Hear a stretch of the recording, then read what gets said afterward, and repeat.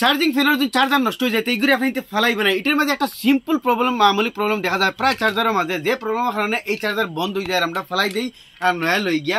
আপনি এটলিস্ট এটা চেষ্টা করি দেখবা, দেখাই কিতা প্রবলেম হয়। তো সারা বাসটা আমি আপনি দেখাই, এই চার্জারটা আমি দেখো কারেন্টের মাঝে লাগাইছি, এইটা মাঝে সুইচ দিই আমি সারা বাসটা মিটার দিয়ে আপনি ভোল্টেজ চেক করে দেখাই লাই। মিটার লাগাই দিলাম, ও দেখো। তো এটার মধ্যে 12 ভোল্টের চার্জার, 13-14 ভোল্ট কারেন্ট দেখায়। তো এইটার মধ্যে অন্য এগুলো লাগাইছি, অনেক দাঁড়ান দেখো। তো ওগুলোর মধ্যে এগুলো লাগাইছি। তো দেখতে মিটারও 1-2 ভোল্ট ওলা মারে, তার মানে এই চার্জারে কিন্তু ভোল্টেজ দেন না। তো এখন এই চার্জারটা আপনি কী হিসেবে ঠিক করতে হয়, এটার মধ্যে মামুলিক একটা প্রবলেম দেখা যায় সিম্পল বেশিরভাগ চার্জারের মধ্যে।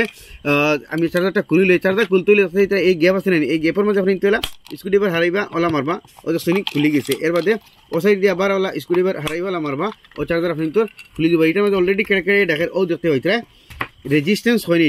এটা মানে ফিউজের কাম করে চার্জারের মাঝে বেশিরভাগ এই রেজিস্ট্যান্সটা এইখানের মধ্যে লাগাইলে দেখা যায় এই জায়গায় এখানে জ্বলিয়া এটা বার হয়ে গেছে। তখন এটা হিট হয়, হিট হওয়ার পরে কি হয় এই সার্কিটটা ফিংতর জ্বলি যায়। আমি আপনাদের সার্কিটটা খুলিয়ে দেখাই। তো দেখো এটা আমি সার্কিটটা খুলছি, আর ওয়ারটা এখানের মাঝে আটা লাগিয়ে ছিড়িয়ে আইছে, ওয়ারটা কিন্তু লাগাই লাগলো, আর এখন এখানের মাঝে ছিড়িয়ে মানে আটা লাগিয়ে রয়েছে। আমি এটা ছুটাই নাই, এটা দেখতে হইতে পুরো আটা লাগিয়ে মানে ছুটি রয়েছে। এটা প্রবলেম এটা নাই, প্রবলেম হইল গিয়া এই যেটা রেজিস্ট্যান্স আপনি দেখতে হইতে, এই রেজিস্ট্যান্সটা জ্বলি গেছে দেখতে হইতে। তার মানে এই রেজিস্ট্যান্স কিন্তু ফিউজের কাম করে, এইখানে মাঝে আপনি তো রেজিস্ট্যান্স এইরকম বয়েল আসলো, আর এটা কিন্তু হচ্ছে গরম হইয়া সার্কিটে জ্বালাইয়া এই রেজিস্ট্যান্সটা বার হয়ে গেছে। এটা কিন্তু ফিউজের কাম করে। তো এই রেজিস্ট্যান্স ছাড়াও আপনি তো চলবো। এখন এই চার্জারটার ওয়ার এটা অন্য লাগাইলে আসলো, কিন্তু আমরা টানার লগে কিন্তু জড়িয়েছে। এখন এটা অন্য লাগাইলে আসলো, অন্ত কি অন্য রেজিস্ট্যান্সে কানেকশন দিয়ে ও অন্য দেখতে হইতে। এই রেজিস্ট্যান্স ছাড়াও কিন্তু আপনি তোর এই চার্জার চলবো। এখন যদি আমি এটা এর মাঝে খালি সোল্ডিং করে দিই, বস এই চার্জারটা ওকে হয়ে গেছে। রেজিস্ট্যান্সের কানেকশনটা হইল গিয়ে ওখানে দেখতে হইতে, এই আস্তাটা কানেকশন আছে। তো ওখানে মাঝে আমরা তোরা সোল্ডিং বইয়া এই মাঝে তালটা লাগাই দিব, ওয়ারটা লাগাই দিব, আর এই চার্জারটা বরাবর আপনি তোর ওয়ার্ক করবো। বস এইখানে মাঝে আমি সোল্ডিংটা লাগাই দিলাম ওয়ারটা, বস ওই গেছে। ও বেমারও আপনার তোর বেশি অংশ কিন্তু চার্জার মাঝে এই বেমার দেখা যায় যে তার ফিউজে কাম করে না। এখন আমি এটা আবার জেলা আসলে লাগাইয়া আমি আপনার দেখাই। তো আপনি তো ফিউজ ছাড়াও কাম করবো, কোনো অসুবিধা নাই।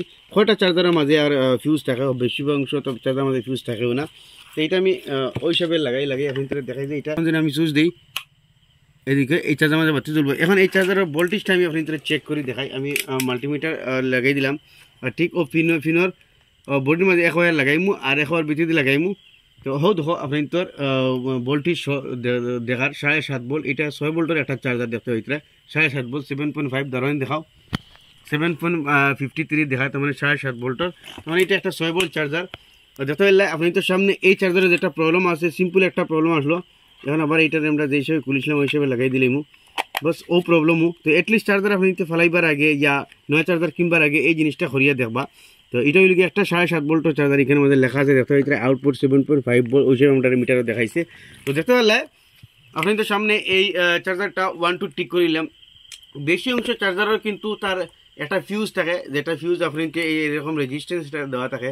তো এটা তো জ্বলিয়া বাড়িয়ে আই গেছে, কোনো দেখা জায়গা খালা হয়ে গেছে, জাস্ট এই রেজিস্ট্যান্সে কাম করেন না। বস ফিউজের জায়গাটা ও রেজিস্ট্যান্সের আগে ওয়ারটা খুলে দিলেই পাই আপনি তোর এই ওয়ারটা মানে চার্জারটা ঠিক হয়ে যাব। তো আসলে ছোটো মোটো একটা ইনফরমেশন আশা করি আপনি তোর ভালো লাগবে, শেয়ার করবা। এরকম নতুন ইনফরমেটিভ ভিডিও দেখলে আমার পেজে ফলো করবা, ইউটিউব দেখলে সাবস্ক্রাইব করবা।